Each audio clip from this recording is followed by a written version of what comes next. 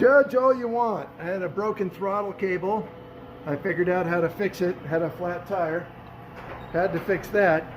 Using my electric dryer to melt the ice out of the valve stem so I can inflate the tires.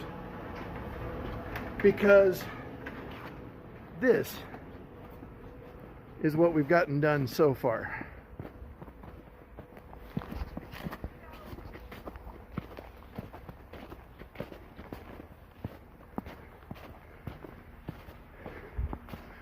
I hope the camera shows how uphill this really is.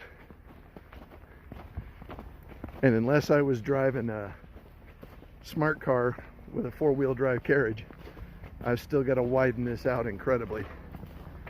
So yeah, welcome to snow country living at 7,000 feet. Do, da do, da do, da do.